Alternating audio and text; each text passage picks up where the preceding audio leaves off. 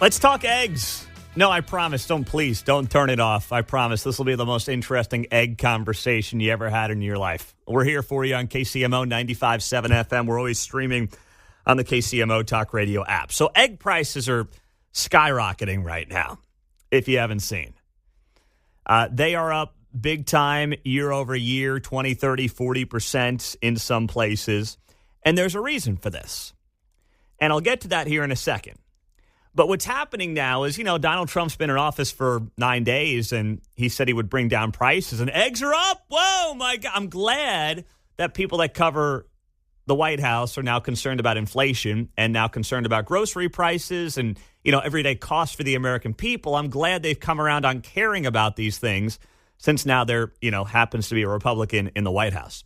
But what's interesting is that when you look at it, it's happening because of a flu that hit tens of millions of chickens over the last couple of months.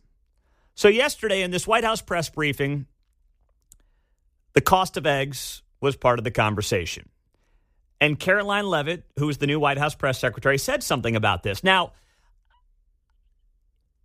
she did a very good job yesterday. She oversimplified this answer in, I believe, a bit of an unfair and somewhat inaccurate way. So let me play what she said, and then we'll get into what's really going on here and why this matters. Christian Day Talk. Thanks, Caroline. Just real quick, you mentioned the inflation executive order the president signed, but egg prices have skyrocketed since President Trump took office. So what specifically is he doing to lower those costs for Americans?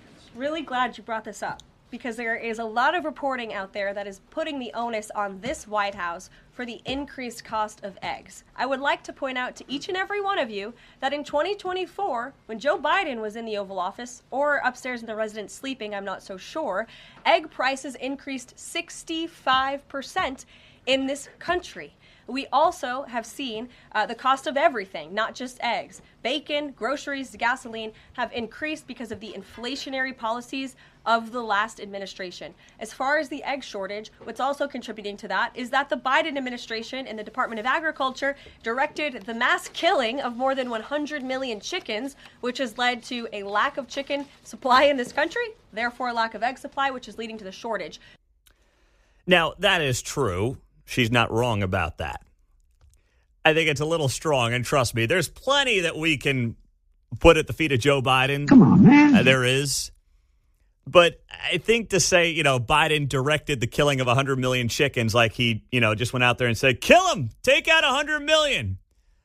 What happened here is that the Department of Agriculture was trying to contain the spread of this highly contagious avian flu that hit 100 million birds since 2022, according to the American Farm Bureau Federation.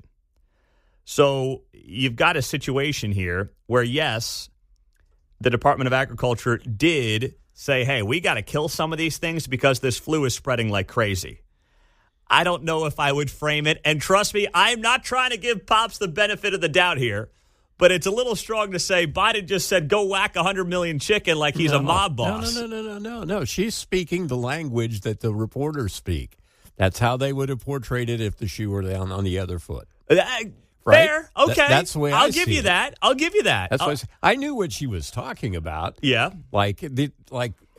So I made the translation, I guess, and I said, yeah, I'd put it to them. That's the way they would have framed it. Yeah. So that's the language they understand. That's fair. Okay, I'll give you that, John. I will give you that. And I will understand the angle you're going for here. But for the audience, I wanted to give a little more depth, I guess, on the issue. That's all. But you're right to note, if you want to speak their language, which is largely, I would say in part, a dishonest language, then you would just say that, Grandpa on his way out the door said, let's whack 100 million chicken. And I think we got 1.5 billion in the country. So what happens? This is Economics 101. We decrease the supply of chickens. That means what? Less chickens means less eggs.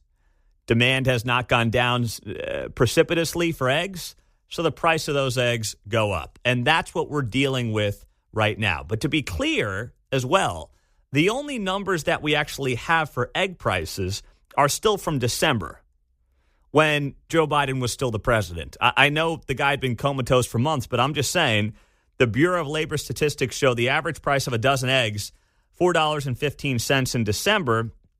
That's an increase from $2.51 in December of 23. I mean, I was in a store the other day, and they were low on eggs, and they said, "Hey, please take one. We're running low here." Now we're limited, huh? Now we're limiting. Now we're getting egg shortages. Big chicken at work there. Yeah, Louis Pollo. That's right. That's what's going on.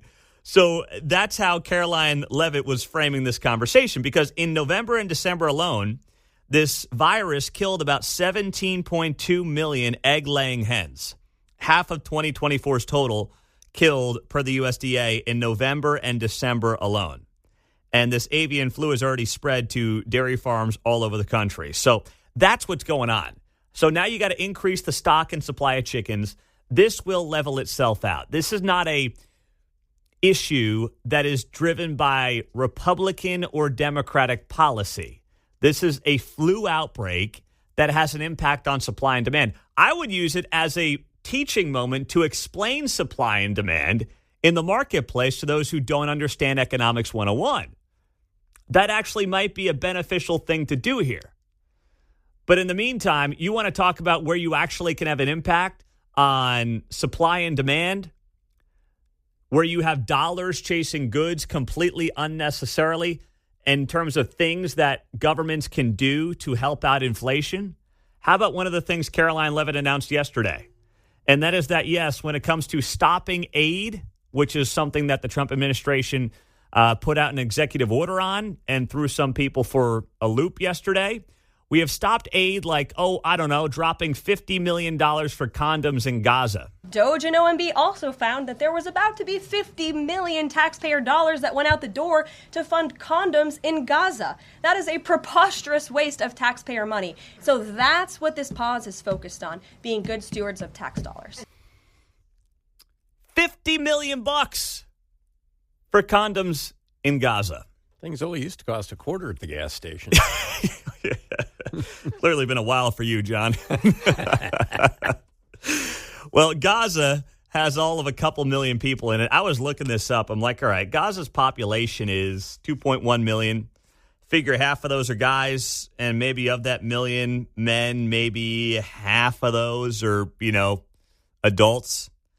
So let's see. If we got $50 million for condoms in Gaza, with about 500,000, give or take, adult men, each dude's getting 100 condoms. Boy, using our taxpayer money. That must feel pretty good as you drive to work this morning. Are you pricing the basic model or one with all the options? I'm not going Just XL. The basic? Yeah, I'm going standard here. I don't know if you got any flavored ones. I'm going to say that the dudes in Gaza are not XL guys, but that might be me judging. I don't know. I'm just saying. I think that there's something going on there. With that being said, if you're driving to the office this morning, I'm looking out on 435 eastbound, and, you're sipping your coffee and you're going to work today and you're, maybe a little sick, slugging it out. Maybe you got sick kids at home like we do. Just think about the fact that your government was going to happily send $50 million to Gaza for condoms, and there was nothing that you could do about it. And Trump says, we're not going to do that anymore. That's ridiculous. We're going to at least pause those payments. And there's people who are actually acting outraged by this, who actually are upset by this, especially when you factor in, as has been reported, that what are these condoms in part used for? I mean, I don't think they're being used by all the guys on the Gaza Strip. I mean, I know that war is stressful, but I'm pretty sure that's not what these are being used for. They're actually used in part for bombs. That's right. They use them, and you can look it up. They use them in part as bombs. And this has been well documented over the years to go after Israel. So in a roundabout way, we are funding the war, is what we are doing with this $50 million payment. And it's important to know, too, as Caroline Levitt says there, it was $50 million to fund the condoms in Gaza. We're not even buying them and shipping them over there. So we don't really know what they're doing with the $50 million, which, Big Condom's not happy about that. They want the direct buy and then they want to ship them overseas. This was just, here's $50 million, and go ahead and buy some latex with these things. It's ridiculous. And there's people who are actually upset about this. I mean, it's insane. Coming up on KCMO. we would have that whole thing about, what if you're allergic to latex? Oh, please, right? Please. Yeah, what are we doing for those guys? I'm not worried about it. Not worried about it one bit. There is right now, you may have seen the headlines, tuberculosis outbreak here in the Kansas City area is the largest in U.S. history. Dr. Christine White, Freedom Pediatrics, is going to join us on this and what we need to know about it coming up next. And then our buddy Steve Moore on some of the spending cuts that are happening. He's a former economic advisor for President Trump. He'll be here at 8:05 on KCMO.